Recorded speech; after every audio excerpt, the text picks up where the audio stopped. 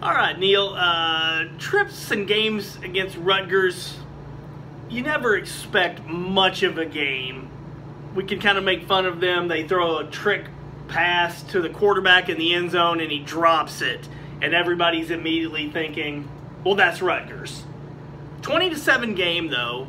This was a closer game and a more hard-fought game than I think just about most people could have expected. Yeah, I want to give Rutgers some credit. It's always obviously a bigger game for Rutgers than it is at Penn State. But I thought they played really hard in the second half, especially. Ran the ball at Penn State's defense better than I thought maybe they could. They couldn't pass the ball. Same 2 weeks in a row that Penn State's played an opponent that hasn't been able to pass. But I thought Rutgers gave a pretty good account of itself, considering it had lost, 8 or 9 in a row coming in here. Okay, so you give credit away, and that's good. Those Rutgers kids and those coaches did well. Trace McSorley said he didn't play well, and he didn't. And Penn State didn't play well. And you come in here, and you're Penn State, and if that quarterback had caught the touchdown on that trick play, this could have been a one-score game at the end. And so while you can give credit to Rutgers, how much credit do we have to take away from Penn State for just being very uneven? Yeah, for sure. Trace is just, he's off some. I think he's not completely healthy. Plays in the past, maybe last year or even earlier this year, for sure against Ohio State, when he would be quick, he would take off and finish runs with authority. He's clearly shying away from some of those. He could have run a couple times today in the first half for first downs. He didn't, and then he was just off. He's just not been super accurate passing the football, and of course they did enough to win today, but he's been off. And, I just think it's just been not a really consistent offense for the second half of the season. Yeah, and James Franklin talked about the passing game has been off. Their defense has been terrific, really. I mean, I did not have high expectations for the defense coming in. They have been outstanding, really, even against Ohio State and Michigan for most of 3 quarters, or Michigan State, and most of 3 quarters against Michigan, and then here lately. But it's just, for the last 2 years, we saw Penn State put up a bunch of points, and we all, me especially, kind of got excited about, hey, is this what Penn State football is going to be?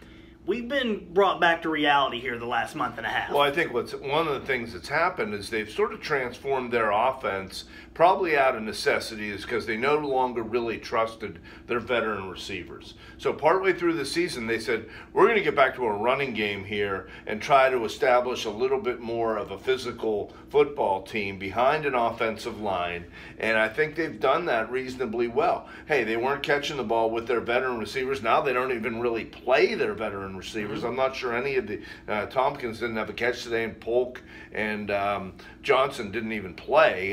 They're injured or just not playing. So you're relying on freshman receivers. And those guys are good. They are good. They're going to be good. They're going to be good, yeah. So I think that you've seen a transformation these last 3-4 games of what they need to be, and we'll see how it goes.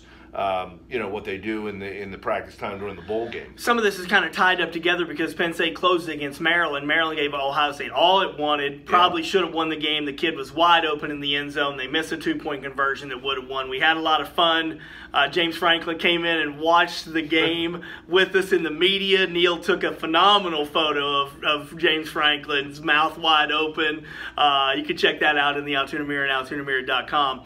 What are we going to see from Maryland next week? Will those kids be so deflated that Ohio State beats them twice? Or Maryland has 5 wins. They need a win to become bowl eligible. And so the reason I'm asking that, too, is because what is a successful season for Penn State? Certainly you have to beat Maryland, but what are we going to see next week? Yeah, I think it's a great question. The one thing is, you came here, it's a bigger game. It's always been a bigger game for Rutgers than it's been for Penn State. To Maryland, it's always been a bigger game for Maryland. Although I think with James Franklin's history at Maryland and the whole DMV and recruiting emphasis down that way, and of course Penn State rolled them last year. But Maryland has obviously been through a heck of a lot this year. So you don't know emotionally what you're going to get with them, but it's always been meaningful for Maryland. Probably helps Maryland that they're playing Penn State this week. Right. A 9-3 season typically would be a successful season in college football.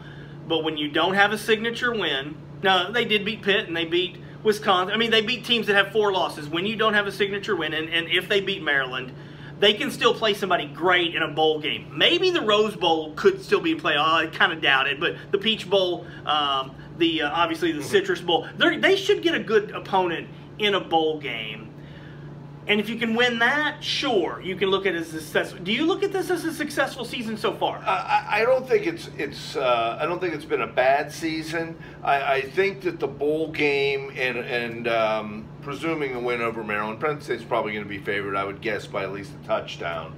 I think if they can finish 10-3 and be able to hang their hat on the fact that they have 3 10-win seasons in a row, if they beat somebody good in a bowl game, I think you could feel pretty good about it. But I do think the bowl game this year is going to sort of help decide how this season is judged. And it won't be the Rose Bowl. That would if Maryland would have beaten Ohio State, I guess that could have been a possibility. That won't be the case. So I misspoke.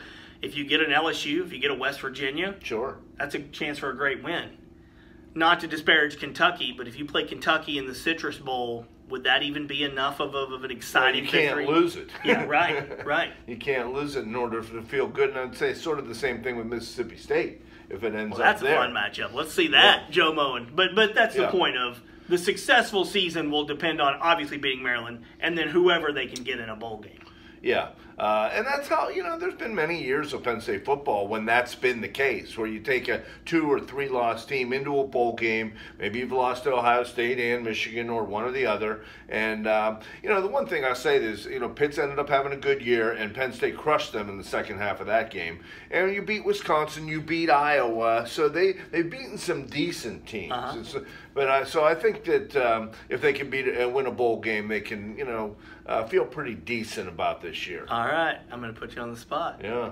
If Pitt and Penn State played right now at Heinz Field, I'm already on the record, and I think my score is probably a little high. I'm on the record saying Penn State would win like 34-27. So close.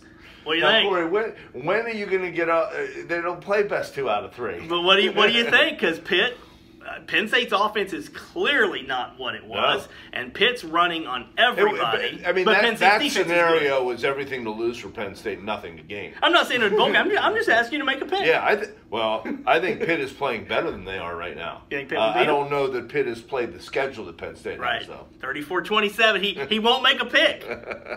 I think Pitt has been more impressive these last few games. So if it gets to be a best 2 out of 3, let me know and I'll make a pick. How's that?